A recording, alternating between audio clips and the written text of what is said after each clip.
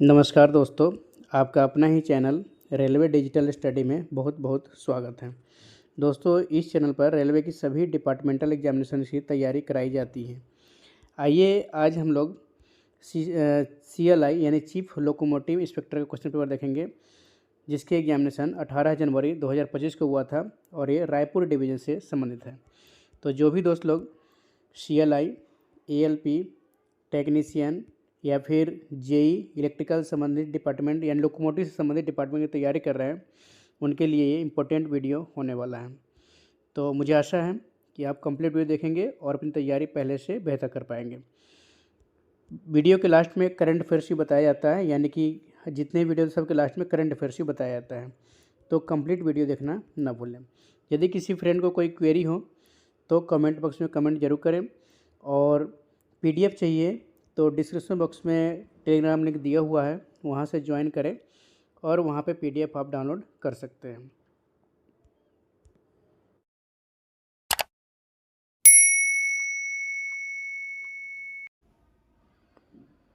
Instructions देख लेते हैं।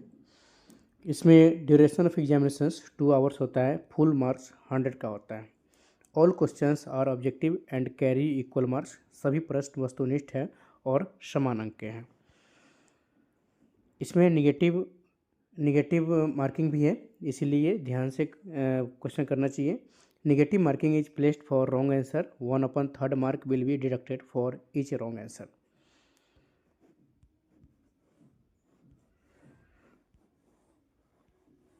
आइए चलते हैं क्वेश्चन की तरफ। Question number first, time to be elapsed for resetting VCD after penalty application in conventional loco is.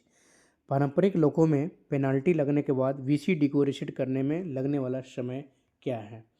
तो इसके आंसर हो जाएंगे A 32 second, option number A 32 second. Next question देखेंगे। The KW kilowatt output of a traction motor in 3 phase loco is. 3 phase loco में एक cursor motor का KW output कितना है? तो इसके आंसर जाएंगे B 850 kilowatt, option number B हो जाएंगे। नेक्स्ट क्वेश्चन देखेंगे। करेक्ट स्टेटमेंट इज आर, सही कथन है इनमें से क्या? When Q51 is a wedge condition, there is probability of rail burn. जब Q51 वेज स्थिति में हो तो रेल बर्न की संभावना होती है। या फिर pickup maximum speed before of gradient to avoid rail burn, rail burn से बचने के लिए चढ़ाई से पहले अधिकतम गति पिकअप करना चाहिए। या फिर if heavy wheel slipping is experienced, continue notching up forcibly, यदि पहिया फिसलने का अनुभव अत्यधिक हो तो बलपूर्वक नोचिंग जारी रखें। इनमें से कौन सा ऑप्शन जाएगा? तो इसके आंसर जाएंगे option number B first and second. जब Q51 वेज स्थिति में हो तो रेल बर्न की संभावना होती है। रेल बर्न से बचने के लिए चढ़ाई से पहले अधिकतम गति पिकअप करना चाहिए। ऑप्शन नंबर B इसके आंसर हो जाएंगे। नेक्स्ट क्वेश्चन देखेंगे। The KW output of a traction motor in WG7 loco is. WG7 लोको में ट्रैक्शन मोटर का KW आउटपुट कितना है? तो इसके आंसर हो जाएंगे A 630 kilowatt. Next question, setting of RGCP in WP7 loco for cut in compressor. Compressor के cut in के लिए WP7 लोको में RGCP की सेटिंग कितनी होती है? तो RGCP सेटिंग 8.5 kg होते हैं, 8.5 kg। Next question, minimum raising time for pantograph in WG7 loco should be. WG7 लोको में पेंटोग्राफ के लिए उठने का न्यूनतम समय होना चाहिए क्या? तो आंसर हो जाएगा 6 सेकेंड, यानी पेंटोग्राफ रेजिंग टाइम 6 से 10 सेकेंड होता है और लोअरिंग टाइम 10 से 6 सेकेंड होता है। Next question, in WG7 loco the switch BLCP has how many positions. WAG7 लोको में BLCP स्विच की कितनी स्थितियां, संभव स्थितियां होती हैं? तो इसके आंसर हो जाएंगे 2। इसके 2 होते हैं और इसमें होता है WAP5, WAP7 और WAG9, WAG9H, यानी 3 फेज लोकोमोटिव की बात करें तो इसमें 3 पोजीशन होते हैं, यानी ऑफ पोजीशन, ऑटो पोजीशन और ऑन पोजीशन। नेक्स्ट क्वेश्चन देखते हैं।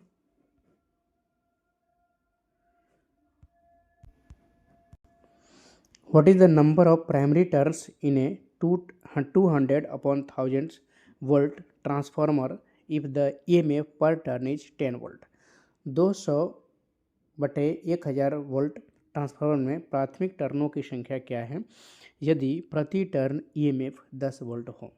तो इसके आंसर हो जाएंगे C 20, 20 हो जाएंगे answer, option number C। Next question, calculate the EMF induced in a inductor if the inductance is 10H and the current is 2 ampere in 4 second. एक प्रेरक में प्रेरित EMF की गणना करें यदि प्रेरकत्व 10H है और धारा 4S में 2A है, 4 सेकेंड में 2 एम्पियर है। तो इसके आंसर क्या हो जाएंगे 5 वोल्ट, ऑप्शन नंबर डी हो जाएंगे इसके answer. Next question, secondary suspension in WAG5 loco is provided by. WAG5 लोको में द्वितीयक निलंबन किसके द्वारा प्रदान किया जाता है? तो इसके आंसर जाएंगे डी, इनमें से कोई नहीं, none of these. Next question, 10 minutes rating of Hitachi motor. Hitachi motor की 10 मिनट की रेटिंग क्या है? तो इसके आंसर जाएंगे D, 1100 ampere, option number D. Next question, co co trimount bogie is used in. Co co trimount bogie का उपयोग किस में किया जाता है? इसके आंसर है बी, WAM4। नेक्स्ट क्वेश्चन देखते हैं। WAG7 locomotive can work up to how many earth fault in same power control circuit. WAG7 locomotive एक ही पावर कंट्रोल सर्किट में कितने अर्थ फॉल्ट तक काम कर सकता है? तो इसके आंसर जाएंगे 1, ऑप्शन नंबर ए हो जाएगा। Next question, in WAG7 loco headlight of locomotive works with dash volt supply. WAG7 locomotive की हेडलाइट में कितने वोल्ट की सप्लाई से काम करती है? तो आंसर हो जाएगा 24 वोल्ट DC, 24 वोल्ट DC से। Next question, BP discharge is measured by dash. BP discharge को किसके द्वारा मापा जाता है? तो इसके आंसर जाएंगे बी, एयर फ्लो इंडिकेटर, वायु प्रवाह सूचक के द्वारा, ऑप्शन नंबर इसके ऑप्शन आंसर हो जाएंगे बी, ये हमने सी बता रहे थे, ऑप्शन बी हो जाएगा एयर फ्लो मेजरिंग वाल्व, वायु प्रवाह माप वाल्व। BP डिस्चार्ज को वायु प्रवाह माप वाल्व के द्वारा मापा जाता है, ऑप्शन नंबर बी हो जाएंगे। नेक्स्ट क्वेश्चन देखते हैं। To isolate air dryer number of cocks to be operated as per laid procedure is. Air dryer को अलग करने के लिए निर्धारित प्रक्रिया के अनुसार संचालित किए जाने वाले कॉक्स की संख्या कितनी है? तो इसके आंसर जाएंगे C 3 है। नेक्स्ट क्वेश्चन देखते हैं। SS4 refers to the sub system of. SS4 dash के उप तंत्र को संदर्भित करता है, इसके आंसर जाएंगे C FB। बर 1 को कौन सा करता है? तो SS06। अगर बर 2 की बात करें तो बर 2 की SS07। बर 3 की बात करें तो SS08, यानी auxiliary converter 1 SS06, auxiliary converter 2 SS07 and auxiliary converter 3 SS08। और इसमें बोगी 1 की बात करें यानी SR1 SR2, SR1 और SR2 के लिए SS02 और SS03। ये बोगी 1 आइसोलेट हो जाएगा, SR1 आइसोलेट होगा, ऐसे SR2 आइसोलेट होगा। तो और SS01 की बात करें तो SS01 में मेन पावर ऑफ होता है, मेन पावर ऑफ। पूरे यानी कि एक लोकोमोटिव में कितने सब सिस्टम की बात करें, कितने सब सिस्टम होते हैं? तो टोटल 19 सब सिस्टम होते हैं। तो 1 जो है मेन पावर से संबंधित है, 2 जो है बोगी 1, 3 जो है बोगी 2 और 4 जो है एफ बी से संबंधित है। SS5 की बात कर ले तो SS5 होटल लोड यानी होटल लोड से संबंधित है। SS5 होटल लोड से, SS06 बर 1, SS07 बर 2, SS08 बर 3। Next question, for fault message F0201P1 correct is are, इनमें से कौन सा करेक्ट। दोस्तों स्क्रीन एडजस्टमेंट के लिए छोटा बड़ा करना पड़ रहा है, तो अब क्या है, for fault message F0201P1 correct is are, दोष संदेश F0201P1 के लिए सही क्या है। तो इसके आंसर हो जाएंगे ऑप्शन नंबर बी यानी ओनली केवल 2, BPFA दबाकर स्वीकृति दी जाएगी। BPFA illumination push button for fault technology. BPFA के फुल फॉर्म की बात करें तो लिखेंगे illumination push button for fault acknowledgement.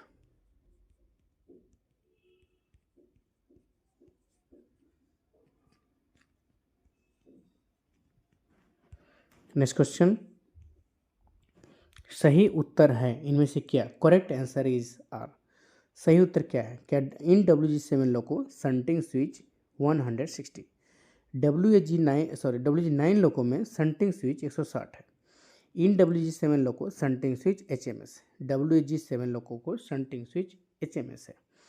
Third number, in WG12 loco no shunting mode switch is here, WG12 loco में कोई संटिंग मोड स्विच नहीं है। इनमें से क्या आंसर हो जाएगा, तो इसके आंसर हो जाएंगे ऑप्शन नंबर सी, WG12B लोको में कोई संटिंग मोड स्विच नहीं है, ऑप्शन नंबर सी आंसर हो जाएगा।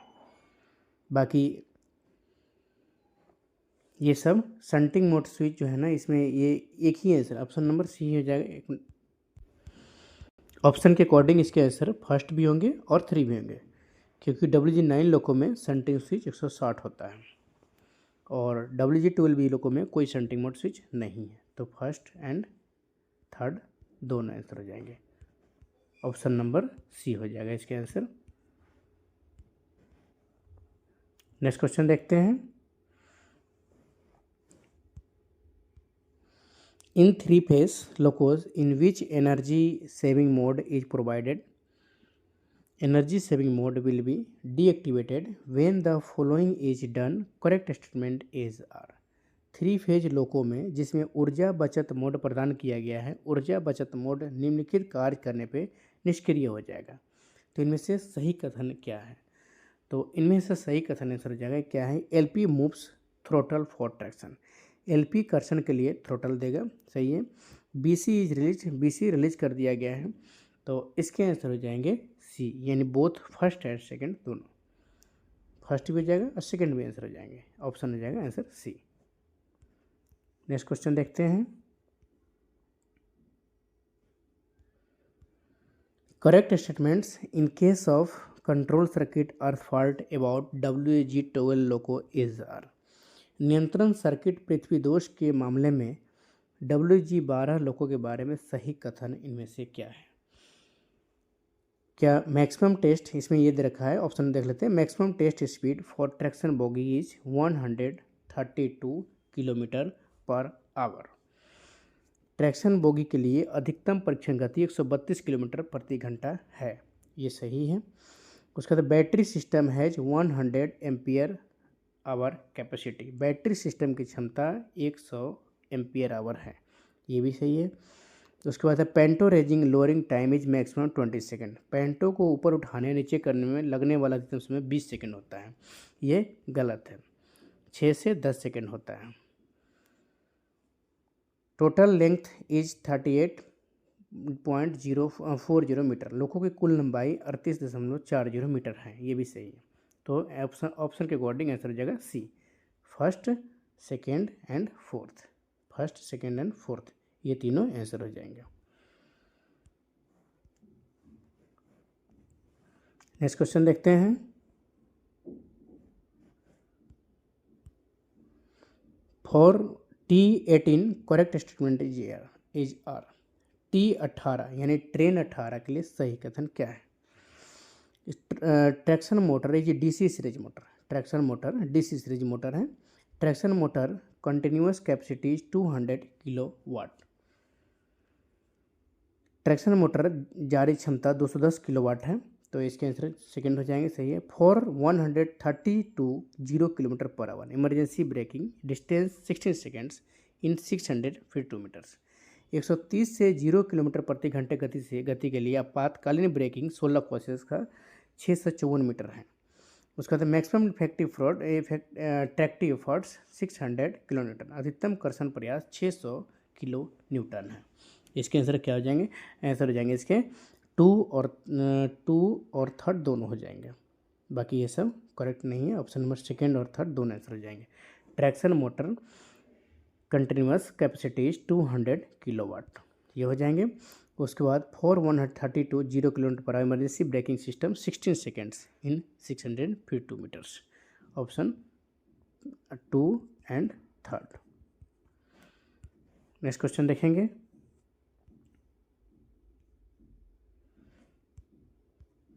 इन WG9 लोको 2 एम्पियर 320D इस टाइप ऑफ। WG लोको में 2A 320D किसका प्रकार है? इनमें से किसका प्रकार है? तो आंसर हो जाएंगे इसके कंप्रेसर का। ऑप्शन नंबर ए हो जाएगा। WG9 लोको यानी गुड्स लोको में 2A 320D जो है कंप्रेसर का एक टाइप है। नेक्स्ट क्वेश्चन देखेंगे। In WG9 loco what is the application time of A9। WG9 loco में A9 का अनुप्रयोग समय क्या है? तो इसके आंसर हो जाएंगे ऑप्शन नंबर डी 18 से 24 second, 18 to 24 second. Option number D. Next question.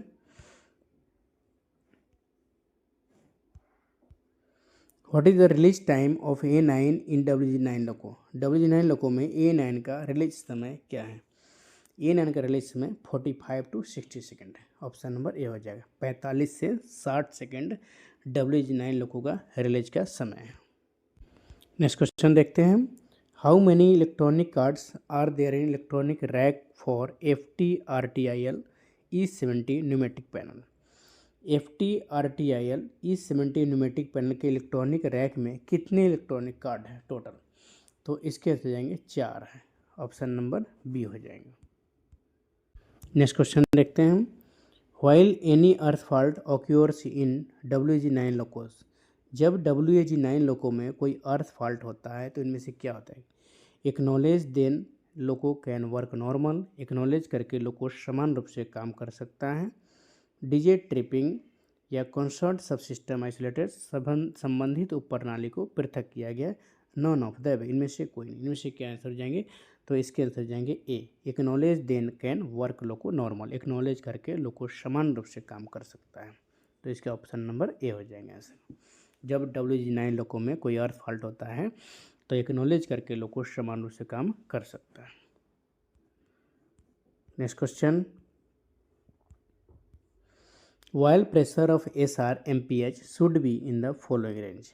SR MPH तेल का दबाव निम्नलिखित सीमा में होना चाहिए। कितना होना चाहिए? तो इसके आंसर हो जाएगा option number B 55 to 85%। 55 to 85%। Next question देखते हैं। In WG9 loco SR interlock main reservoir low message comes when main reservoir pressure falls below. WG9 loco में SR इंटरलॉक मुख्य रिजर्वायर कम संदेश आता है जब मुख्य रिजर्वायर का दबाव नीचे गिर जाता है। कितना से नीचे गिर जाता है? तो इसके आंसर हो जाएंगे ऑप्शन नंबर सी 5.6 kg से नीचे गिर जाता है तब मैसेज आता है। तो ऑप्शन नंबर सी इसके आंसर हो जाएंगे। नेक्स्ट क्वेश्चन है। Rating of circuit breaker for battery charger MCB 100। Battery charger MCB 100 के लिए सर्किट ब्रेकर की रेटिंग क्या है? तो इसके आंसर हो जाएंगे option number B 20 ampere. Battery charger की MCB 20 एम्पियर की होती है। MCB 100 जो बोलते हैं, MCB 100 EHV 2 में लगा रहता है। और कभी कभी बार के टॉप लोड में भी रहता है या बार ऑक्सिलरी कन्वर्टर यानी कि ऑक्सिलरी कन्वर्टर 2 के साइड में भी रहते हैं, साइड में या टॉप में होते हैं। नेक्स्ट क्वेश्चन देखते हैं हम। Rating of circuit breaker for traction converter electronics is. Traction converter electronics के लिए सर्किट ब्रेकर की रेटिंग क्या है? एसआर के एमसीबी का रेटिंग क्या है? तो एसआर के एमसीबी 6 एम्पेयर को आता है, ऑप्शन नंबर सी हो जाएगा। और बैटरी चार्जर के एमसीबी कहेगा तो 20 एम्पेयर का होता है, एमसीबी 100 कहेगा तो 20 एम्पेयर का होता है। और ओसीबी 1 एंड 2 कहेगा तो ये सभी 63 एम्पेयर के होते हैं। और टीएमबी 1 एंड 2 ये दोनों होते हैं, ये भी 63 एम्पेयर के होते हैं। ट्रैक्शन मोटर ब्लोअर होता है। नेक्स्ट क्वेश्चन, बर 1, 2 and 3 input fuse rating is. बर 1, 2 और 3 का इनपुट फ्यूज रेटिंग कितना होता है? बर 1 मतलब auxiliary converter 1, auxiliary converter 2, auxiliary converter 3, इन सभी का इनपुट फ्यूज रेटिंग जो है ना 280 एम्पियर होता है, ऑप्शन नंबर डी हो जाएगा। नेक्स्ट क्वेश्चन देखते हैं। Most frequently operated contactor of EMU tap changer is. EMU tap changer का सबसे अधिक बार संचालित कॉन्टैक्टर कौन सा है? सबसे अधिक बार संचालित होने वाला कॉन्टैक्टर कौन सा है? तो इसके आंसर जाएंगे D, T9, option number D हो जाएगा। Next question, for isolation of TM in conventional EMU contactors are provided at. पारंपरिक ईएमयू में टीएम के अलगाव के लिए कॉन्टैक्टर डैश पर प्रदान किए जाते हैं, इनमें से कौन से हो जाएंगे? ऑप्शन नंबर ए दे रखा है positive side of TM, TM की एक धनात्मक ओर। ऑप्शन नंबर डी रखा है negative side of TM, TM की एक ऋणात्मक ओर। ऑप्शन नंबर सी दे रखा है both side of TM, TM के दोनों ओर। ऑप्शन नंबर डी दे रखा है both side of bogie block, bogie block के दोनों ओर। तो इसके आंसर हो जाएंगे ऑप्शन नंबर सी, यानी कि both side of TM, TM के दोनों ओर। यानी कि पारंपरिक ईएमयू में, कन्वेंशनल ईएमयू में टीएम के अलगाव के लिए, टीएम के यानी कि आइसोलेशन के लिए कॉन्टैक्टर टीएम के दोनों ओर प्रदान किया जाता है। नेक्स्ट क्वेश्चन देखते हैं। Width of memo is dash as compare to conventional EMU. पारंपरिक ईएमयू की तुलना में मेमो की चौड़ाई कितनी होती है? तो इसके आंसर हो जाएंगे लेस, यानी उससे कम होता है। पारंपरिक ईएमयू की तुलना में मेमो की चौड़ाई लेस देन यानी उससे कम होते हैं। नेक्स्ट क्वेश्चन देखते हैं। Brake shoes of conventional EMU is. पारंपरिक ईएमयू का ब्रेक शू कितना है? इसके आंसर हो जाएंगे ऑप्शन नंबर ए के टाइप कंपोजिट, के प्रकार कंपोजिट आंसर हो जाएंगे ऑप्शन नंबर ए। नेक्स्ट क्वेश्चन देखते हैं। Parking brake is. Parking brake एक है, इनमें से क्या? तो पार्किंग ब्रेक हो जाएगा spring loaded brake. Parking brake spring loaded brake है, ये WAP5 में लोकोमोटिव में रहता है। P5 लोकोमोटिव में पार्किंग ब्रेक का सिस्टम है। नेक्स्ट क्वेश्चन देखते हैं। Mounting of TM on axle is done in conventional EMU with dash bearing. पारंपरिक ईएमयू में टीएम को एक्सल पर डैश बियरिंग के साथ माउंटिंग किया जाता है। इसके आंसर आ जाएंगे option number C sleeve bearing, option number C हो जाएंगे। Next question. Mounting of TM on axle is done in 3 phase EMU with dash bearing. 3 phase EMU में टीएम को एक्सल पर डैश बियरिंग के साथ माउंट किया जाता है। किस बियरिंग के साथ माउंट किया जाता है? तो इसके आंसर हो जाएंगे option number B roller bearing के साथ, रोलर बेयरिंग के साथ, ऑप्शन नंबर बी हो जाएंगे। नेक्स्ट क्वेश्चन देखते हैं।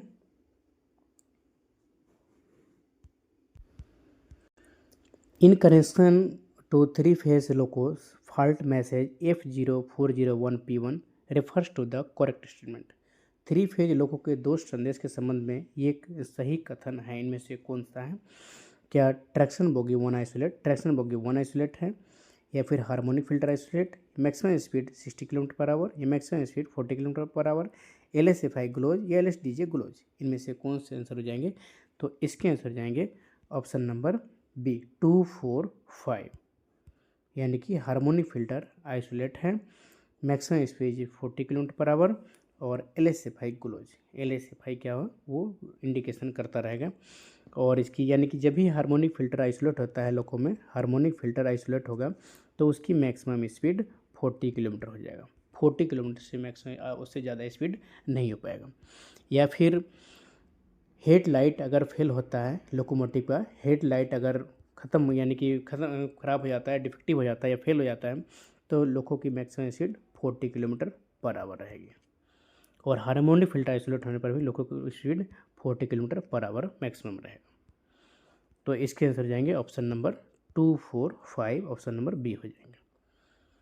यानी कि हार्मोनिक फिल्टर आइसोलेट है, maximum speed 40 kilometre per hour, और LSFI तो खैर ये तो इंडिकेशन करता ही रहेगा। नेक्स्ट क्वेश्चन है, इन 3 फेज लोकोस MR प्रेशर में drop due to. 3 phase loco में MR प्रेशर किसके कारण कम हो सकता है? तो इसके आंसर जाएगा ऑप्शन नंबर डी, यानी कि 1, 2, 3। VCD सक्रियण यानी कि VCD activation, air dryer defective, and air leakage from unloader valve. Unloader valve से हवा का रिसाव, यानी ऑप्शन नंबर डी हो जाएंगे इसके आंसर। नेक्स्ट क्वेश्चन देखते हैं,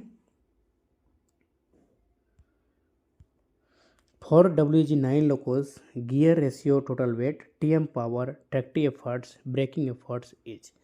WG9 लोको के लिए गियर अनुपात कुल वजन कर्षण मोटर पावर ट्रैक्टिव प्रयास और ब्रेकिंग एफर्ट्स है, इनमें से क्या है? तो इसके आंसर रहेंगे ऑप्शन नंबर सी 1577। ये गियर रेशियो है और टोटल वेट 123 टन है और TM का पावर 1156 HP है। ट्रैक्टिव एफर्ट की बात करें तो 458 किलोमीटर है और ब्रेकिंग एफर्ट की बात करें तो 260 किलोमीटर है। यानी G9 में ये गियर रेशियो दे रखा है 1577 और इसकी वजन वेट की बात करें तो 123 टन है G9 का, और WP7 का भी है वजन 123 टन ही है। और WP5 की बात करें तो WP5 का वजन क्या है 78 टन है, 78 टन है। और WP5 में टोटल TM का पावर ये गियर रेशियो की बात करें तो गियर रेशियो उसमें होता है 20-72 और G9 में 1577। तो इसके टोटल WG9 लोगों में इसमें ये पूछ रहा है कि गियर रेशियो, तो गियर रेशियो 1577 हो जाएगा। टोटल वेट की बात करें तो 123 टन है। TM पावर क्या है तो 1156 HP है। Tractive effort 458, braking effort 260 kilometre. Option number C इसके आंसर हो जाएंगे। नेक्स्ट क्वेश्चन देखते हैं, अब यहाँ 4 WP7 locos gear ratio, horse power, tractive effort, braking effort ये सारे बताने हैं। WG7 लोगों के गियर अनुपात क्या होता है, हॉर्स पावर कितना होता है, ट्रैक्टिंग प्रयास क्या होता है, ब्रेकिंग प्रयास क्या होता है, ट्रैक्टिव एफर्ट ब्रेकिंग एफर्ट सारे बताने हैं। तो इसके आंसर जाएंगे WP7 लोगों में गियर रेशियो 20-72 होता है, गियर रेशियो 20-72 होता है।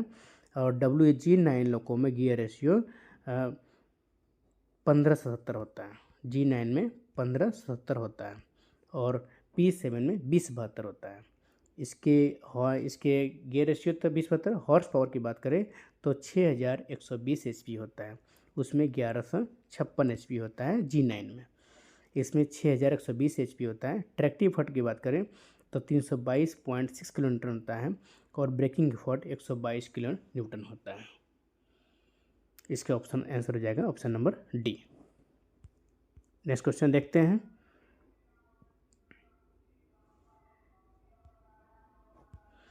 While performing BP leakage test in 3-phase locos, apply A9 to bring BP pressure to।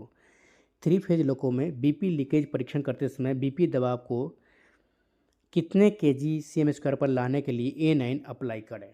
तो इसके आंसर रहेंगे ऑप्शन नंबर बी 4 kg/cm²।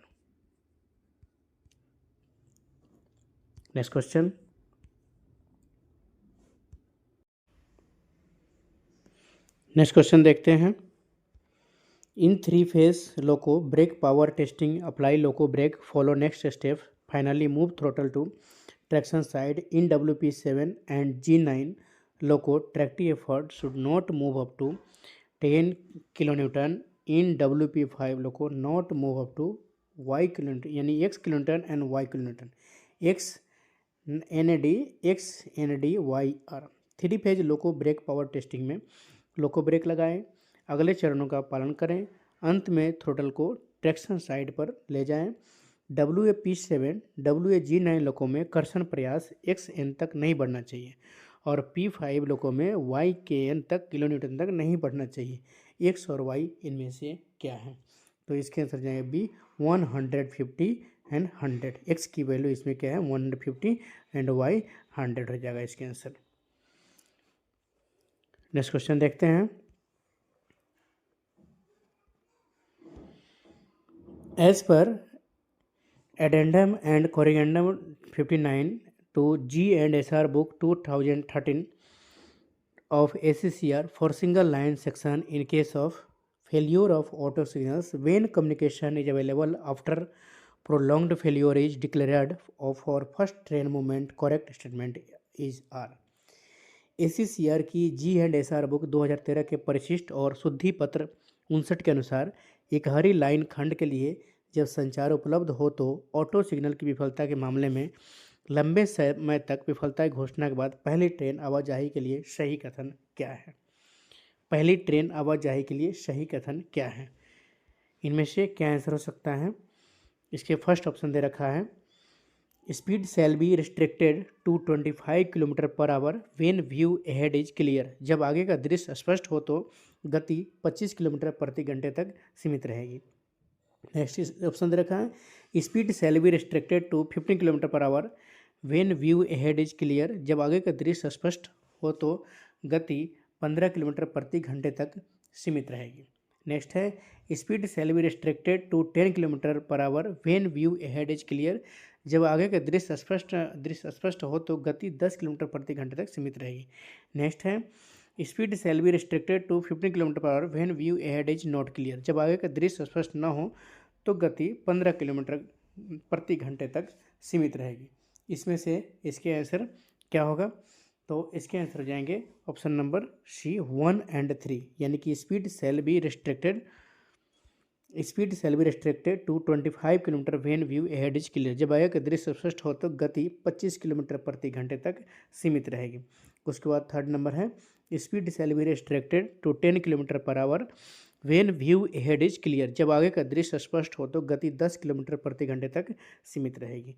तो इसके आंसर हो जाएगा option number C. Next question देखते हैं।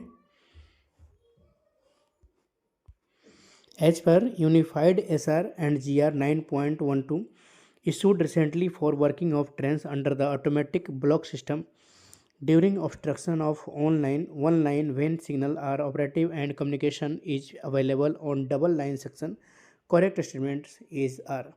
हाल ही में जारी एकीकृत SR एवं GR 912 के अनुसार दोहरी लाइन सेक्शन पर जब सिग्नल चालू हो और संचार उपलब्ध हो एक लाइन में अवरोध के दौरान स्वचालित ब्लॉक प्रणाली के तहत ट्रेनों के संचालन के लिए सही कथन इनमें से क्या है? तो इसमें से सही कथन क्या हो जाएगा?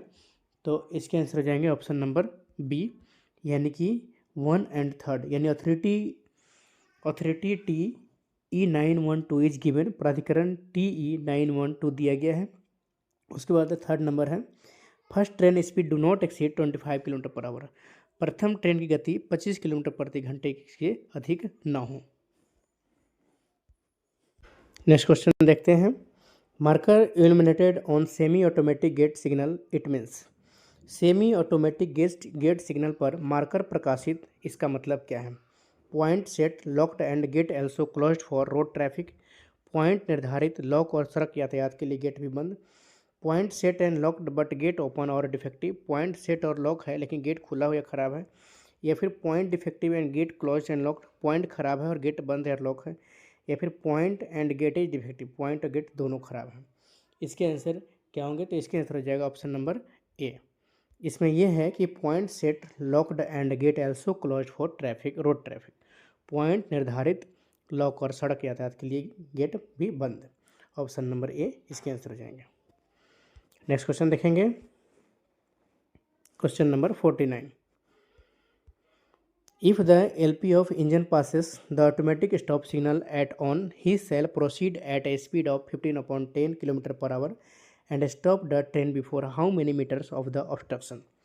यदि इंजन का LP स्वचालित स्टॉप सिग्नल को ऑन में गुजरता है तो वह 15/10 किलोमीटर प्रति घंटे गति से आगे बढ़ेगा और अवरोध से कितने मीटर पहले ट्रेन को रोक देगा। तो अवरोध से 150 मीटर पहले ट्रेन को रोक देगा। ऑप्शन नंबर बी हो जाएगा। नेक्स्ट क्वेश्चन देखते हैं,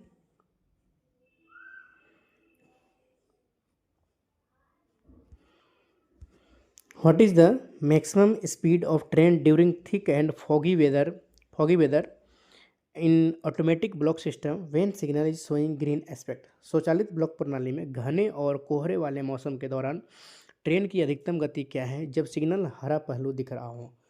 तो इसमें जब सिग्नल हरा पहलू दिख रहा हो तो मैक्सिमम स्पीड 60 km/h हो जाएंगे। ऑप्शन नंबर सी इसके आंसर हो जाएंगे। नेक्स्ट क्वेश्चन देखते हैं, what will be the speed of if SPM fails on run in automatic block section. यदि स्वचालित ब्लॉक सेक्शन में चलने पर SPM विफल हो जाए तो गति क्या होगी। SPM मतलब स्पीडोमीटर विफल हो जाए तो इसकी स्पीड क्या हो जाएगा। इसमें हो जाएगा इसकी स्पीड 10% लेस दैन MPS से 10% कम। ऑप्शन नंबर ए हो जाएगा इसके आंसर। नेक्स्ट क्वेश्चन देखते हैं,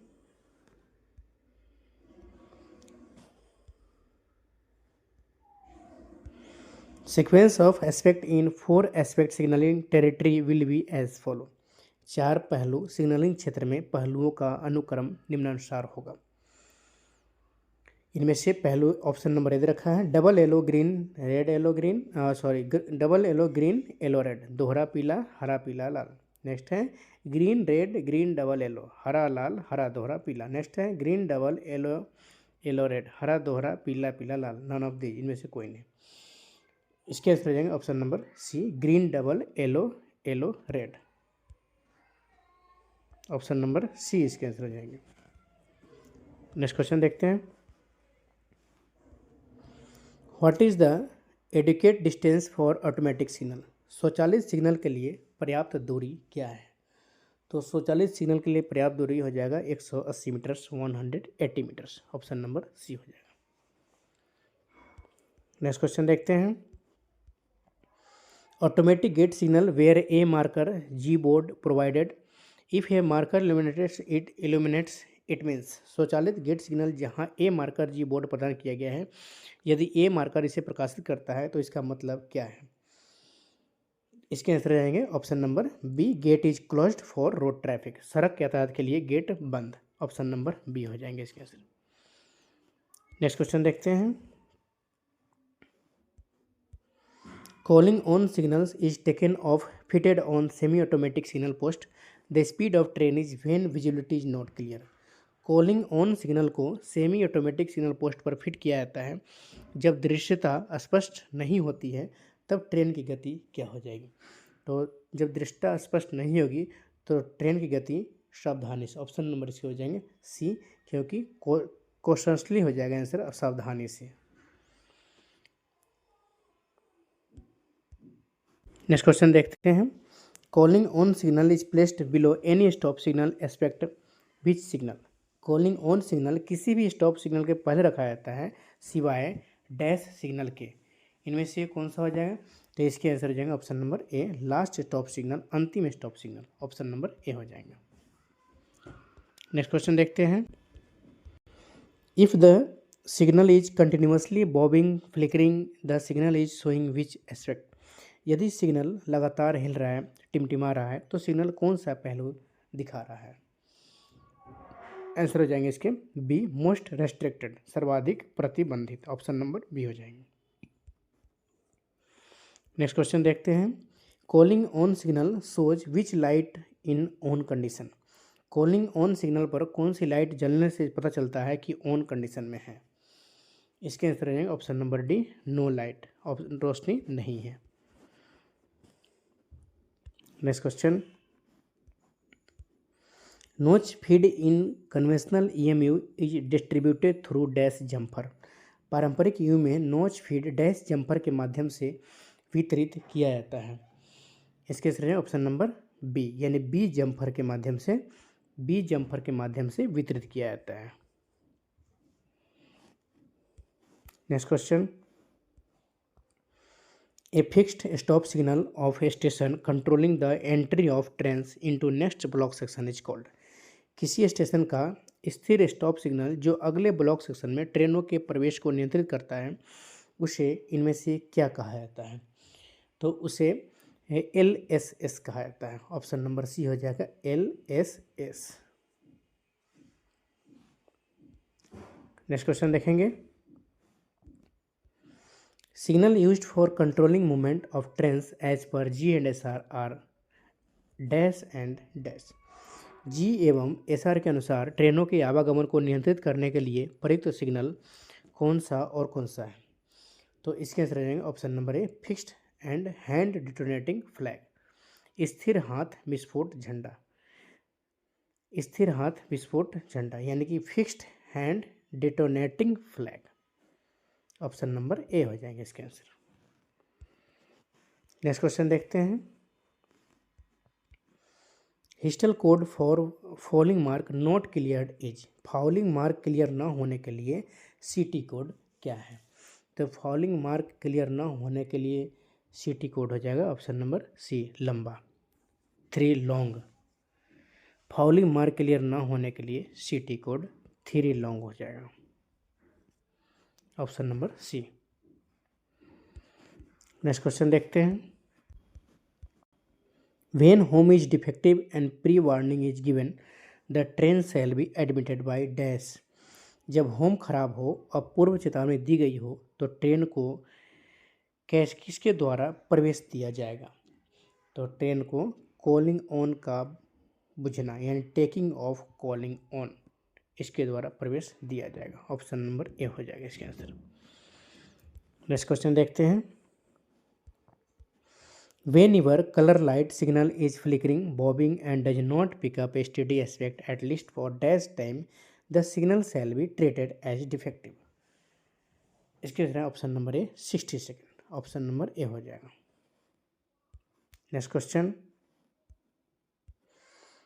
signal warning board is located at a distance of dash metres before a stop signal. Signal चेतावनी बोर्ड स्टॉप सिग्नल से कितने मीटर पहले स्थित होता है? तो इसके आंसर जाएगा option number C, 1400 metre, 1400 metres, option number C.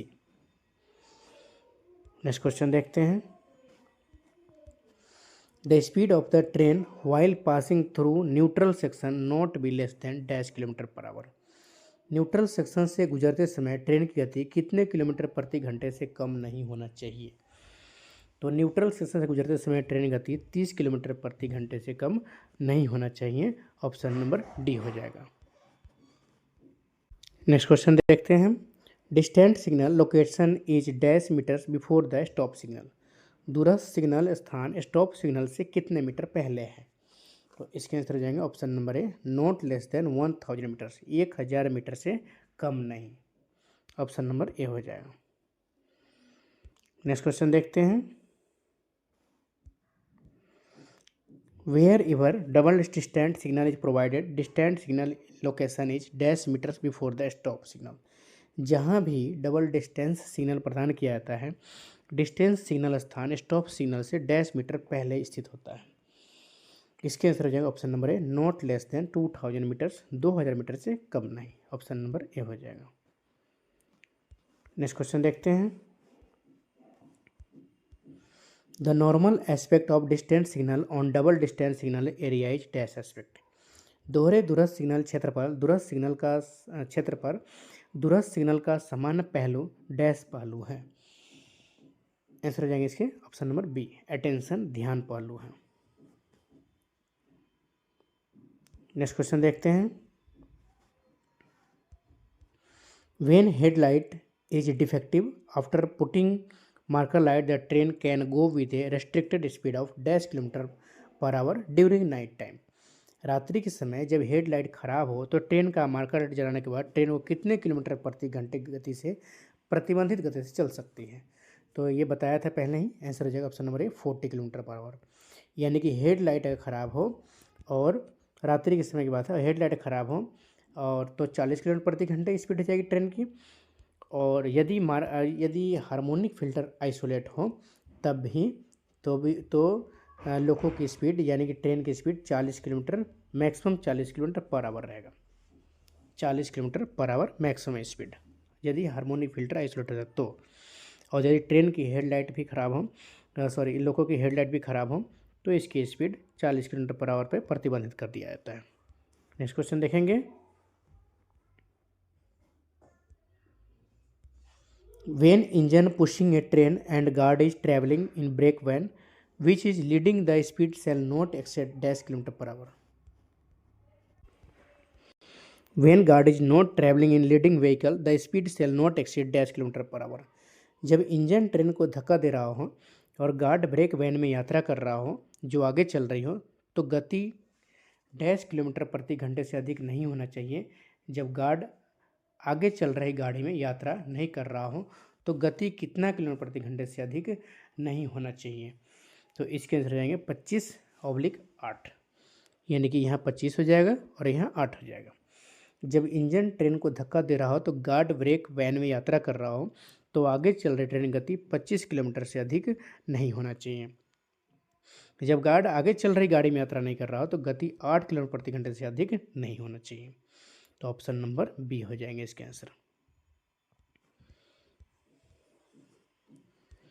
Next question देखते हैं। Calculate the power in the 20 ohm resistance. 20 ओम प्रतिरोध में शक्ति की गणना करें। तो इसके आंसर हो जाएगा ऑप्शन नंबर बी 2 किलोवाट। इसको आप लोग को दोबारा चेक कर लेंगे, मुझे थोड़ा सस्पेंशन लग रहा है इसमें। ऑप्शन नंबर बी दे रखा है, दोबारा चेक कर सकते हैं आप। कमेंट बॉक्स से कमेंट जरूर करें 72 क्वेश्चन का। नेक्स्ट क्वेश्चन देखते हैं।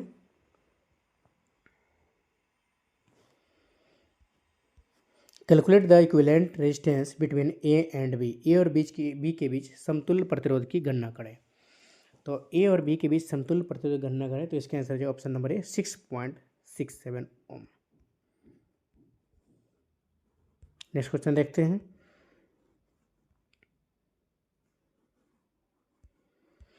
A train 200 meters long is running at a speed of 54 km per hour. The time is in second that will be taken by train to cross a 175 meter long bridge.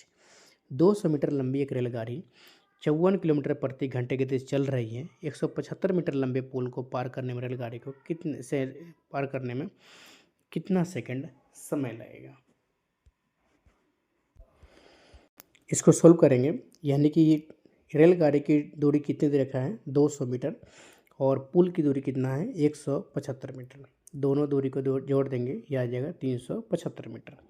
चाल कितनी है इसकी 54 kilometre प्रति घंटा में है। तो इसको मीटर पर सेकंड में करेंगे। तो मीटर पर सेकंड में करने के लिए 5 यानी 5/18 से मल्टीप्लाई करना पड़ेगा। 18 × 54 3 5 या 15 यानी कि 15 आया। क्या इसका चाल आ गया। तो अब क्या होता है, यानी कि समय निकालना है हमें, तो समय बराबर दूरी बटा चाल होता है, यानी कि time equal distance upon speed. तो डिस्टेंस कितना है 375, स्पीड कितना आया हमारा 15। इसे डिवाइड करेंगे, 15 2 जा 30 और 15 5 जा 75, 25 सेकेंड। ऑप्शन नंबर सी आ जाएगा इसके आंसर।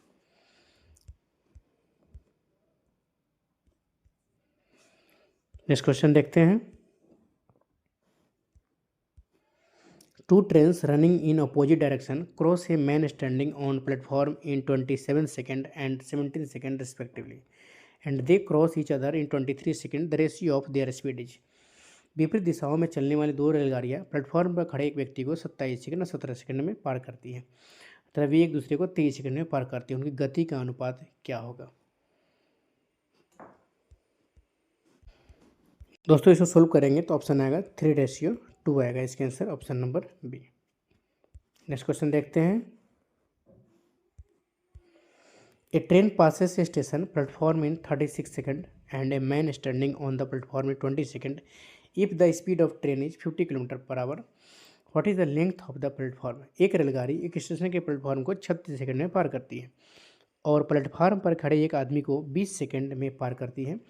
यदि रेलगाड़ी की गति 54 किलोमीटर प्रति घंटा हो तो प्लेटफॉर्म की लंबाई क्या हो जाएगा? इसको सोल्व करने के बाद इसका आंसर का option number B 240 metre. Next question देखते हैं। Excluding stoppage the speed of a bus is 54 kilometre per hour, including stoppage it is 45 kilometre per hour. For how many minutes does the bus stop per hour? ठहराव को छोड़कर एक बस की गति 54 kilometre प्रति घंटा है और ठहराव सहित इसी गति 45 किलोमीटर प्रति घंटा है, तो बस प्रति घंटे कितने मिनट रुकती है?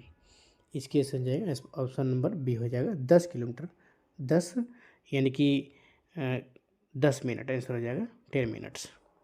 नेक्स्ट क्वेश्चन देखते हैं। An aeroplane covers a certain distance at a speed of 240 kilometre per hour in 5 hours. To cover the same distance in 1 whole 2/3 hours it must travel a speed of. एक हवाई जहाज 240 kilometre प्रति घंटे गति से 5 घंटे में एक निश्चित दूरी तय करता है। उसी दूरी को 5/3 घंटे में तय करने के लिए उसे किस गति से यात्रा करनी चाहिए? दोस्तों इसको सोल्व करने के बाद इसके देख लेंगे। पहले हवाई जहाज़ की स्पीड कितना दे रखा है? 240 किलोमीटर पर आवर हवाई जहाज़ की स्पीड है और टाइम कितनी है? तो टाइम 5 आवर्स है। तो इसमें डिस्टेंस फाइंड कर लेंगे। Distance equal to speed into time, sorry distance equal to speed into time हो जाएगा। तो स्पीड हमारा कितना है? 240 किलोमीटर पर आवर, टाइम कितना है? 5, मल्टीप्लाई करने के बाद आ जाएगा 1200 किलोमीटर, यानी 1200 किलोमीटर तो दूरी हो गया। पहले इसकी यहाँ से यहाँ तक इसकी दूरी फाइंड कर लिया, तो 1200 किलोमीटर दूरी हो गया। अब क्या है, फिर उसी दूरी को यानी कि 1 होल 2/3, 3 इकाई 3 तो 5, यानी 5/3 घंटे में तय करना है। तो उसकी गति क्या होगी? तो जानते हैं चाल बराबर यानी कि speed equal to distance upon time. चाल बराबर दूरी बटा समय होता है। तो दूरी हमने निकाल लिया था 1200 है और ये हो जाएगा यानी कि 5/3, तो 1200 को मल्टीप्लाई करेंगे 3/5 से, 5 से कट जाएगा ये 240 टाइम्स 240 टाइम्स 240 में 3 से मल्टीप्लाई किया तो ये 720 आ गया। ऑप्शन नंबर डी हो जाएंगे इसके answer.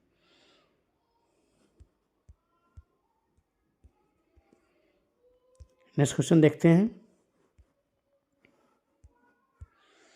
Maximum pensionary benefit to a compulsory retire official on a proven guilty is dash of normal pensionary. दोष सिद्ध होने पे अनिवार्य सेवानिवृत्त अधिकारी को मिलने वाला अधिकतम पेंशन लाभ समान पेंशन लाभ का कितना है? तो इसके आंसर हो जाएगा ऑप्शन नंबर 2/3 यानी 2/3। नेक्स्ट क्वेश्चन देखते हैं। Leave reserve for running staff is, running staff के लिए अवकाश रिजर्व कितना परसेंट है? तो इसके आंसर जाएंगे option number D 15 to 30%।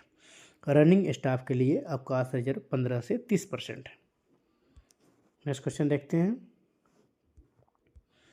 Short of period of continuous workers is dash hours. निरंतर काम करने वाले श्रमिकों के लिए शॉर्ट ऑफ अवधि कितना घंटा है? तो इसके आंसर जाएंगे 10 घंटे हैं। निरंतर काम करने वाले श्रमिकों के लिए शॉर्ट ऑफ अवधि 10 आवर्स। ऑप्शन नंबर बी हो जाएंगे। Next question. How many days of LAP may be granted to staff at a time. एक कर्मचारी को एक समय में कितने दिनों की LAP दी जा सकती है? तो इसके आंसर है ऑप्शन नंबर डी 180, यानी 180 LAP एक समय में दी जा सकती है। Next question. Paternity leave may be granted in maximum dash spells. पितृत्व अवकाश अधिकतम कितनी अवधि में प्रदान किया जा सकता है? तो पितृत्व अवकाश जो है ना अधिकतम एक अवधि, हाँ, एक अवधि में प्रदान किया जा सकता है, यानी पैटर्निटी लीव 15 दिनों का होता है और एक पीरियड में ख़त्म किया जा सकता है। 2 बार 3 बार में ख़त्म नहीं कर सकते, एक बार में ख़त्म किया जा सकता है और इसकी 6 महीने तक इसकी वैलिडिटी होती है पैटर्निटी लीव की। नेक्स्ट क्वेश्चन देखते हैं। एसओपी स्टैंड फॉर, एसओपी का मतलब क्या होता है? तो एसओपी का मतलब होता है शेड्यूल ऑफ पावर, शक्तियों की सूची। ऑप्शन नंबर बी हो जाएगा। नेक्स्ट क्वेश्चन देखते हैं। Material procured by stores and stored in depot on regular basis called, भंडारों द्वारा खरीदी गई और नियमित आधार पर डिपो में संग्रहित सामग्री को क्या कहा जाता है? तो इसके आंसर हो जाएगा option number C, stock item. Option number C हो जाएगा। नेक्स्ट क्वेश्चन देखते हैं। The assets of any office establishment are recorded in, किसी भी कार्यालय प्रतिष्ठान की परिसंपत्तियां डैश में दर्ज की जाती हैं। इनमें से किस में दर्ज की जाती है? Store register, dead stock register, establishment register या फिर नॉन। इनमें से कौन से आंसर होंगे? तो आंसर हो जाएगा इसका आंसर बी, यानी कि डेड स्टॉक रजिस्टर। किसी भी कार्यालय प्रतिष्ठान की परिसंपत्तियां डेड स्टॉक रजिस्टर में दर्ज की जाती हैं। Next question. Railway issues dash to a firm to supply material after a store tender, एक फर्म को स्टोर टेंडर के बाद सामग्री की आपूर्ति के लिए रेलवे द्वारा को क्या जारी किया जाता है? इनमें से क्या जारी किया जाता है? इसके आंसर हो जाएंगे डी, पीओ, यानी कि पीओ मतलब होता है purchase order. Option number D इसके आंसर हो जाएंगे। Next question. In Raipur station of ACCR an electric repeater has been provided for starter signal S7 for line number, दक्षिण पूर्व मध्य रेलवे के रायपुर स्टेशन में लाइन क्रमांक किस लाइन क्रमांक के लिए स्टार्टर सिग्नल S7 हेतु इलेक्ट्रिक रिपीटर की व्यवस्था की गई है? तो इसके आंसर है L3 के लिए स्टार्टर सिग्नल S7 हेतु इलेक्ट्रिक रिपीटर की व्यवस्था की गई है। आंसर हो जाएगा सी।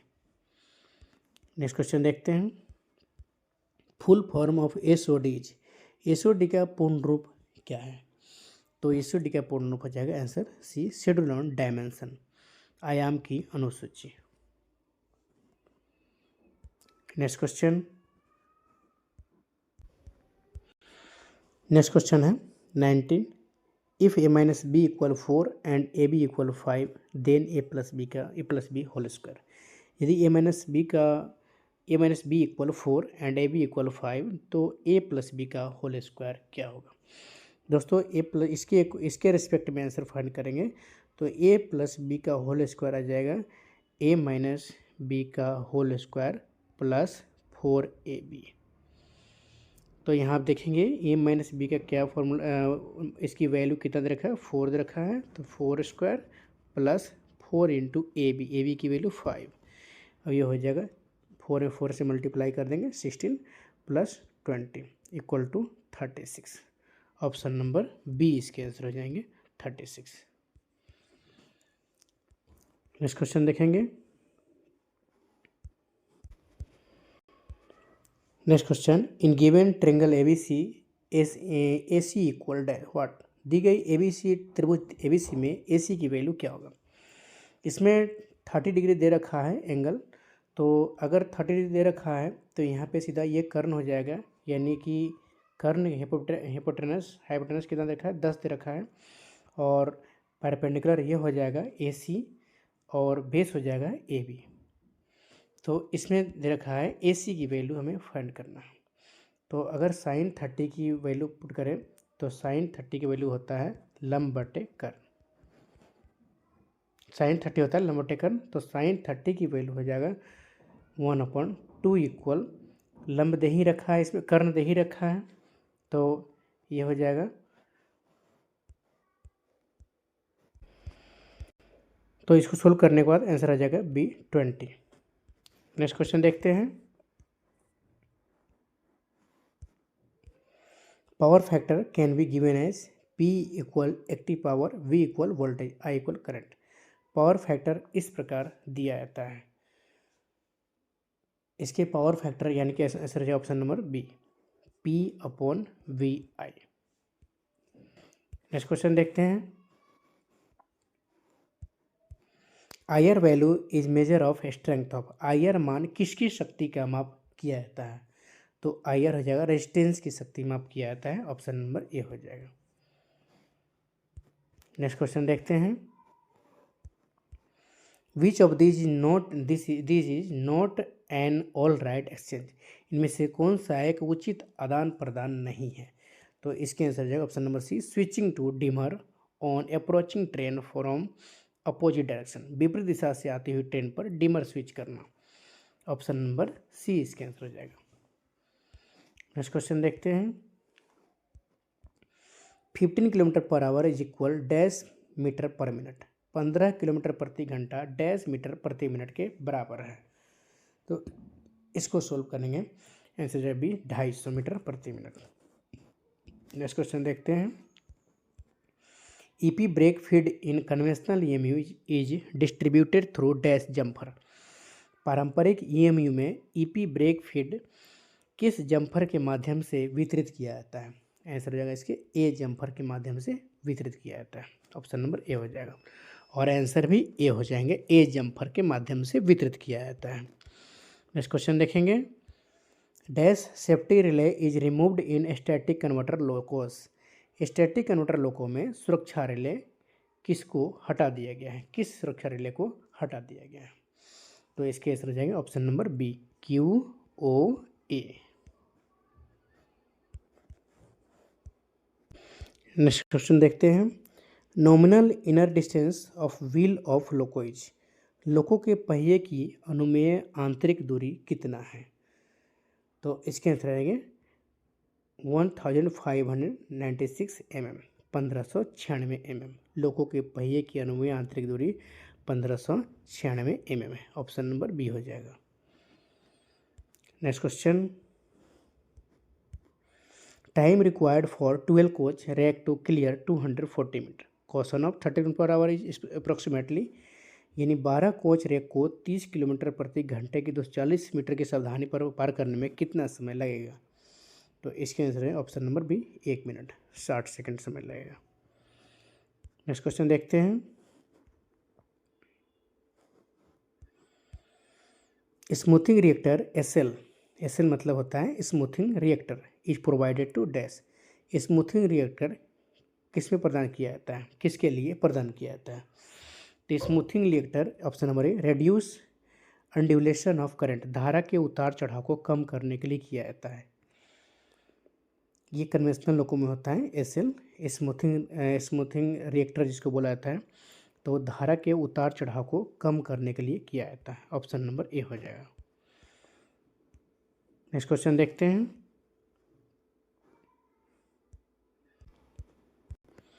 अभय राजभाषा पंजाब राजभाषा नियम के अनुसार किस क्षेत्र में आता है? तो पंजाब हुआ ऑप्शन नंबर बी हो जाएगा, ख क्षेत्र में आता है। ऑप्शन नंबर बी हो जाएगा। उसके बाद है पश्चिम बंगाल राजभाषा नियमों के अनुसार किस क्षेत्र में आता है? तो पश्चिम बंगाल ग क्षेत्र में आता है। नेक्स्ट क्वेश्चन है महाराष्ट्र राजभाषा नियमों के अनुसार कौन से क्षेत्र में आता है? तो महाराष्ट्र ख क्षेत्र में आता है। ऑप्शन नंबर बी आंसर हो जाएंगे। नेक्स्ट क्वेश्चन देखते हैं। राजभाषा संकल्प कब प्रकाशित किया गया? तो राजभाषा संकल्प 1968 ईस्वी में प्रकाशित किया गया। ऑप्शन नंबर बी हो जाएगा। नेक्स्ट क्वेश्चन देखते हैं। यूनिकोड कौन सा मानक है? तो यूनिकोड अंतर्राष्ट्रीय मानक है। ऑप्शन नंबर बी हो जाएगा।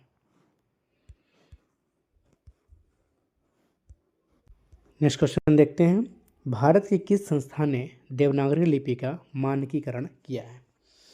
तो देवनागरी लिपि का मानकीकरण केंद्रीय हिंदी निदेशालय किया है। ऑप्शन नंबर बी हो जाएगा। नेक्स्ट क्वेश्चन देखता हूँ। केंद्र सरकार ने राजभाषा विभाग की स्थापना कब की? तो इसके आंसर जाएंगे ऑप्शन नंबर बी, 1975। केंद्र सरकार ने राजभाषा विभाग की स्थापना 1975 ईस्वी में की थी। Next question. ग क्षेत्र के अंतर्गत आने वाला राज्य कौन सा है? तो ग क्षेत्र के आने वाला राज्य इनमें से पश्चिम बंगाल है। नेक्स्ट क्वेश्चन देखते हैं, राजभाषा संसदीय समिति में कितने सदस्य होते हैं? तो राजभाषा संसदीय समिति में कुल 30 सदस्य होते हैं, जिसमें से लोकसभा से 20 होते हैं और राज्यसभा से 10 होते हैं। कुल मिला के 30 सदस्य होते हैं। नेक्स्ट क्वेश्चन देखते हैं, संसदीय राजभाषा समिति में लोकसभा के कितने सदस्य होते हैं? तो अभी बताया था लोकसभा के 20 सदस्य होते हैं, ऑप्शन नंबर ए हो जाएगा, और राज्यसभा के 10 होते हैं। आइए दोस्तों, अब देखते हैं राजभाषा नियमों के अंतर्गत वर्गीकृत क्षेत्र और यानी कि उस क्षेत्र का नाम यानी क, ख और ग क्षेत्र में कौन कौन से राज्य आता है या फिर क्षेत्र आता है। तो सबसे पहले देखेंगे कि क क्षेत्र में आने वाले क्षेत्र कौन कौन से हैं। तो क में आता है बिहार, झारखंड, दिल्ली, हरियाणा, हिमाचल प्रदेश, आप नोट कर लेंगे तो सही रहेगा आपके लिए, मध्य प्रदेश, छत्तीसगढ़, राजस्थान, उत्तर प्रदेश, उत्तराखंड, अंडमान निकोबार द्वीप समूह, यानी अंडमान निकोबार द्वीप समूह भी क क्षेत्र में आता है। उसके बाद अब देखते हैं ख क्षेत्र में कौन कौन से राज्य आते हैं। तो ख क्षेत्र में आता है गुजरात, महाराष्ट्र, पंजाब, चंडीगढ़, दादर नागर हवेली, उसके बाद दमन दीव। तो ये सभी ख क्षेत्र में आने वाले राज्य हैं। अब देखेंगे ग क्षेत्र में कौन कौन से राज्य आते हैं। ग क्षेत्र में आने वाले राज्य हैं तमिलनाडु, केरल, कर्नाटक, आंध्र प्रदेश, ओडिशा, पश्चिम बंगाल, गोवा, जम्मू कश्मीर, उसके बाद है असम, नागालैंड, मेघालय, उसके बाद है अरुणाचल प्रदेश, उसके बाद है सिक्किम, त्रिपुरा, मिजोरम, उसके बाद है मणिपुर और पांडिचेरी संघराज्य क्षेत्र तथा लक्षद्वीप। तो ये सभी जो हैं ग क्षेत्र में आने वाले राज्य थे।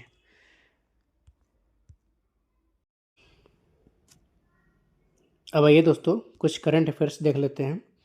पराक्रम दिवस हर साल 23 जनवरी को किस भारतीय नेता की जयंती के उपलक्ष्य में मनाया जाता है? तो इसके आंसर हो जाएंगे ऑप्शन नंबर सी, सुभाष चंद्र बोस। सुभाष चंद्र बोस का जन्म 23 जनवरी 1897 को ओडिशा के कटक में हुआ था। तो ऑप्शन नंबर सी इसके आंसर हो जाएंगे। सुभाष चंद्र बोस का जन्म 23 जनवरी 1897 को ओडिशा के कटक में हुआ था और इनकी मृत्यु 1945 में हुआ था। नेक्स्ट क्वेश्चन देखते हैं, 2025-26 विपणन सत्र के लिए कच्चे जूट के लिए नया न्यूनतम समर्थन मूल्य एमएसपी क्या है? तो कच्चे जूट के लिए एमएसपी मिनिमम सपोर्ट प्राइस जो है 5,650 रुपये प्रति क्विंटल है। नेक्स्ट क्वेश्चन देखते हैं, 76वें गणतंत्र दिवस परेड की थीम क्या है? तो 76वें गणतंत्र दिवस परेड की थीम जो है स्वर्णिम भारत, विरासत और विकास है। ऑप्शन नंबर बी हो जाएंगे इसके आंसर। 76वें गणतंत्र दिवस परेड में विभिन्न राज्यों, केंद्र शासित प्रदेशों और केंद्रीय मंत्रालयों की 26 झांकियां भारत की विविधता और समग्रता का प्रदर्शन करेगी। व्यापक विषय स्वर्णिम भारत, विरासत और विकास है। नेक्स्ट क्वेश्चन देखते हैं। राष्ट्रपति भवन में स्थित उस उद्यान का नाम क्या है जो 2 फरवरी से 30 मार्च 2025 तक जनता के लिए खुला रहेगा?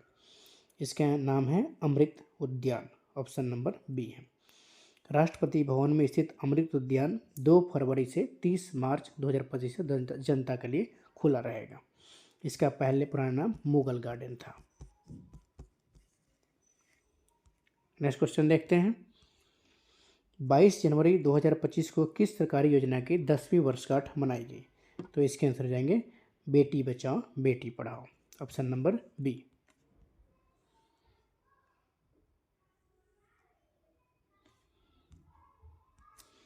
महिला एवं बाल विकास मंत्रालय ने भारत में लड़कियों की सुरक्षा, शिक्षा और सशक्तिकरण के लिए एक प्रमुख पहल बेटी बचाओ बेटी पढ़ाओ BBBP योजना की 10वीं वर्षगांठ मनाई गई। नेक्स्ट क्वेश्चन देखते हैं। बेटी बचाओ बेटी पढ़ाओ योजना के तहत 2023-24 के आंकड़ों के अनुसार भारत में जन्म के समय लिंग का अनुपात क्या था? आंसर हो जाएंगे इसके बी और 930। नेक्स्ट क्वेश्चन देखते हैं। किशनगंगा और रातले जल विद्युत परियोजनाओं पर भारत और पाकिस्तान के बीच विवाद को सुलझाने के लिए तटस्थ विशेषज्ञ की नियुक्ति किसने की? आंसर हो जाएगा इसके विश्व बैंक। ऑप्शन नंबर बी हो जाएगा वर्ल्ड बैंक ने। 21 जनवरी 2025 को विदेश मंत्रालय MEA ने घोषणा की कि विश्व बैंक द्वारा नियुक्त तटस्थ विशेषज्ञ ने सिंधु जल संधि के तहत जम्मू और कश्मीर में किशनगंगा और रातले जल विद्युत परियोजनाओं के संबंध में भारत और पाकिस्तान के बीच मतभेदों को हल करने की क्षमता घोषित की। नेक्स्ट क्वेश्चन देखते हैं। किशनगंगा और रातले जल विद्युत परियोजनाओं पर भारत और पाकिस्तान के बीच विवाद को कौन सी संधि नियंत्रित करेगी?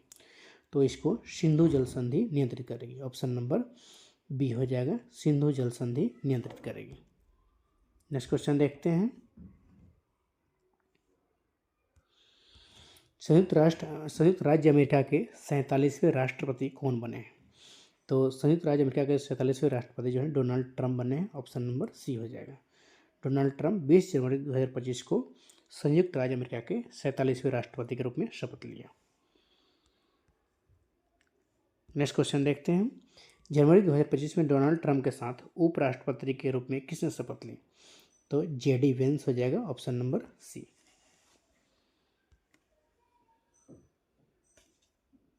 नेक्स्ट क्वेश्चन देखते हैं।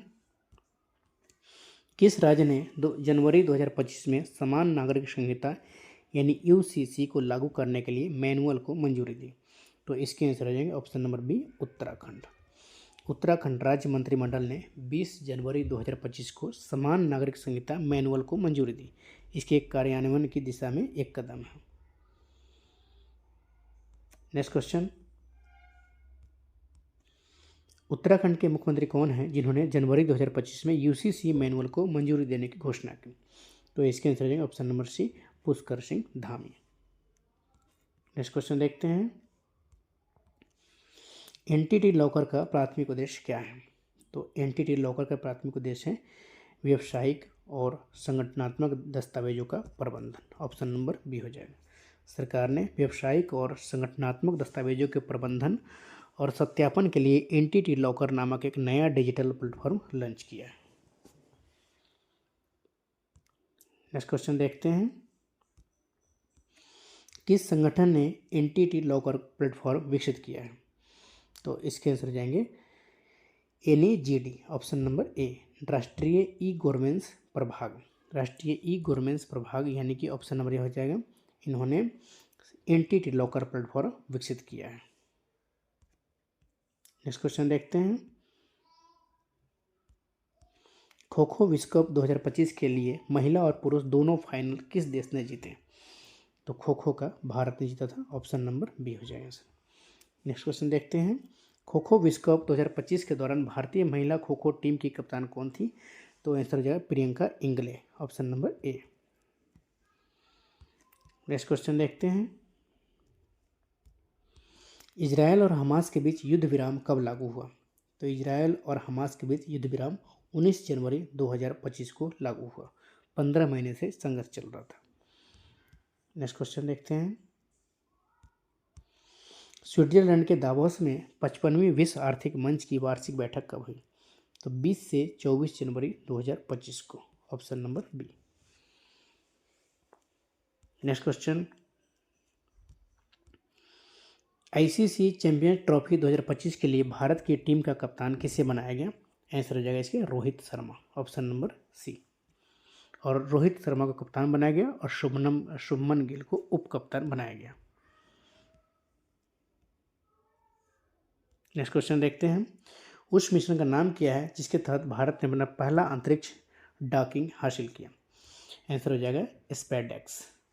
16 जनवरी 2025 को इसरो ने घोषणा की भारत ने स्पेसएक्स मिशन के तहत सफलतापूर्वक अंतरिक्ष डॉकिंग हासिल की, जिससे वह रूस, अमेरिका और चीन के बाद ऐसा करने वाला दुनिया का चौथा देश बन गया है। नेक्स्ट क्वेश्चन देखते हैं। 17 जनवरी से 22 जनवरी 2025 तक आयोजित भारत मोबिलिटी ग्लोबल एक्सपो 2025 किस क्षेत्र उद्योग से संबंधित है? आंसर जैसे ऑटोमोटिव एंड और मोबिलिटी। पीएम ने 17 जनवरी 2025 को भारत मोबिलिटी ग्लोबल एक्सपो 2025 का उद्घाटन किया। इस महत्वपूर्ण ऑटोमेटिक उद्योग एक्सपो में वाहन घटकों और प्रौद्योगिकियों में से 100 से अधिक नए लंच प्रदर्शित किए और 5000 से अधिक वैश्विक खरीदारों को आकर्षित करते हैं। तो इसके आंसर हो जाएगा बी। नेक्स्ट क्वेश्चन देखते हैं। राष्ट्रीय खेल पुरस्कारों में दिया जाने वाला सर्वोच्च सम्मान कौन सा है? तो सर्वोच्च सम्मान जो है मेजर ध्यानचंद खेल रत्न पुरस्कार, ऑप्शन नंबर डी हो जाएगा। निम्नलिखित में से किसे 2024 में मेजर ध्यानचंद खेल रत्न पुरस्कार प्राप्त हुआ? आंसर हो जाएगा Manu Bhaker, option number B. Next question देखते हैं। मेजर ध्यानचंद खेल पुरस्कार जो है ना डी गुकेश को विश्व शतरंज चैंपियनशिप में, मनु भाकर ओलंपिक डबल पदक विजेता है, हरमनप्रीत सिंह पुरुष हॉकी टीम कप्तान, प्रवीण कुमार पैरालंपिक स्वर्ण पदक विजेता। इन सभी को मेजर ध्यानचंद पुरस्कार दिया गया है। नेक्स्ट क्वेश्चन, गूगल द्वारा समर्पित किस भारतीय स्टार्टअप ने जनवरी 2025 में फायरफ्लाई तारामंडल लॉन्च किया, जिससे 6 उपग्रह शामिल हैं और यह दुनिया का सबसे उच्च रेजोल्यूशन वाला वाणिज्यिक हाइपर स्पेक्ट्रल इमेजिंग तारामंडल है? आंसर हो जाएगा इसके पिक्सल स्पेस, ऑप्शन नंबर सी।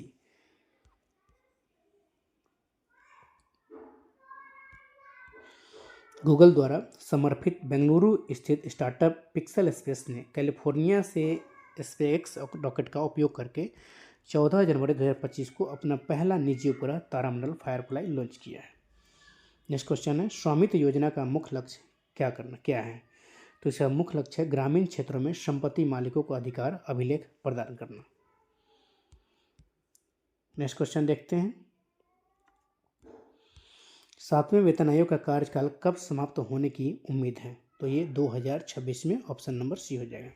सरकार ने 16 जनवरी 2025 को केंद्रीय कर्मचारियों और पेंशनभोगियों के लिए 8वें वेतन आयोग के गठन की घोषणा की है। 16 जनवरी 2025 को घोषणा की है। 7वें वेतन आयोग कार्यकाल 2026 में समाप्त होगा।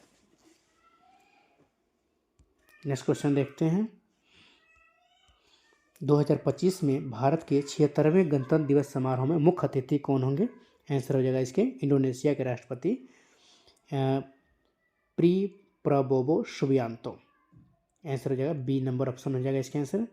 इंडोनेशिया के राष्ट्रपति बी प्रबोवो सुबियांतो ये 76वें गणतंत्र दिवस समारोह में मुख्य अतिथि होंगे। नेक्स्ट क्वेश्चन देखते हैं। सतीश धवन अंतरिक्ष केंद्र कहाँ स्थित है? तो सतीश धवन अंतरिक्ष केंद्र श्रीहरिकोटा आंध्र प्रदेश में स्थित है। ऑप्शन नंबर सी हो जाएगा। नेक्स्ट क्वेश्चन देखते हैं। जनवरी 2025 में जारी QS world future skill index में भारत को कौन सा स्थान हासिल किया है? आंसर हो जाएगा सेकंड, द्वितीय। नेक्स्ट क्वेश्चन देखते हैं। अमेरिका ने जनवरी 2025 में किन 3 भारतीय संस्थाओं पर लगे प्रतिबंध हटा दिए हैं? आंसर हो जाएगा बार्क, BARK, IREL और IGCAR। अमेरिका ने 3 भारतीय संस्थाओं भाभा परमाणु अनुसंधान केंद्र, Bhabha atomic research centre, Indian rare earth limited और इंदिरा गांधी परमाणु अनुसंधान केंद्र पर लगे प्रतिबंध हटा दिए। ऑप्शन नंबर बी हो जाएंगे इसके आंसर। नेक्स्ट क्वेश्चन देखते हैं। 16 जनवरी से 24 फरवरी 2025 तक संस्कृति का महाकुंभ किस कार्यक्रम में आयोजित किया जा रहा है? तो इसके आंसर हो जाएंगे महाकुंभ मेला, ऑप्शन नंबर सी। ये 16 जनवरी 2025 से 24 फरवरी 2025 तक महाकुंभ मेले के दौरान आयोजित एक भव्य सांस्कृतिक उत्सव है। नेक्स्ट क्वेश्चन देखेंगे। भारत ने जनवरी 2025 में आयरलैंड के खिलाफ कितने रनों से महिला क्रिकेट में अपने सबसे बड़ी जीत दर्ज की है? तो ये 304 रनों से। और गुजरात के राजकोट में तीसरे वनडे में आयरलैंड के खिलाफ 304 रनों से अपनी सबसे बड़ी जीत हासिल की है। नेक्स्ट क्वेश्चन देखते हैं। हवाई अड्डों पर निर्बाध आव्रजन सुविधाएं प्रदान करने के लिए शुरू किए गए कार्यक्रम का नाम क्या है? आंसर हो जाएगा फास्ट ट्रैक इमिग्रेशन कार्यक्रम,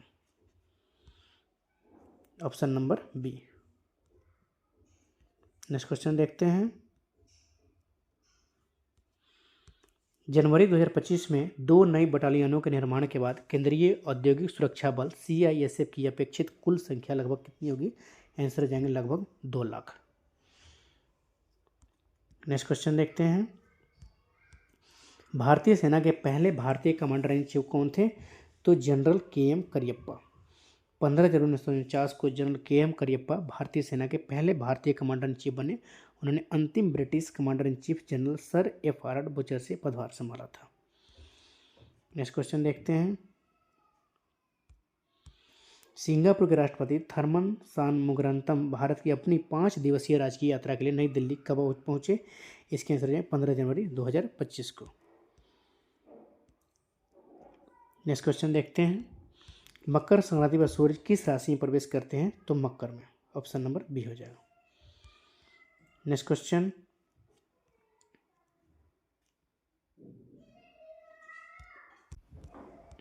मकर संक्रांति को भारत के किस राज्य में पोंगल के रूप में मनाया जाता है? आंसर हो जाएगा तमिलनाडु, ऑप्शन नंबर बी।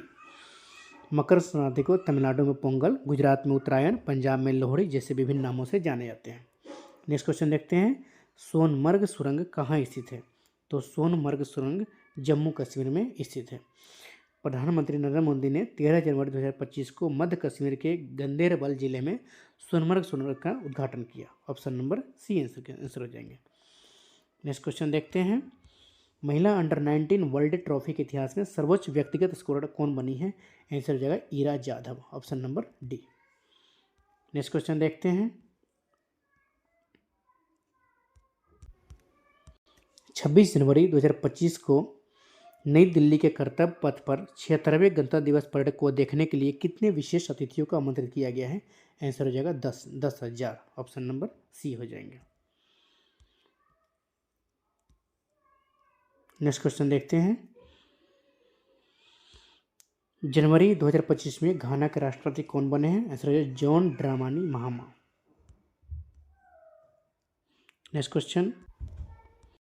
राष्ट्रीय सांख्यिकी कार्यालय NSO के अनुसार वित्त वर्ष 2024-25 में भारत के अनुमानित GDP विकास दर कितना है? आंसर हो जाएगा 6.4%।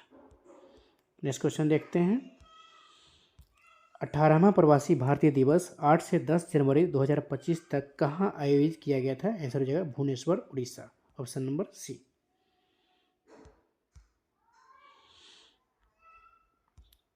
थैंक यू दोस्तों, आशा करते समझ में आया होगा। और क्वेश्चन अच्छा तो चैनल को लाइक एंड सब्सक्राइब जरूर कर लीजिएगा,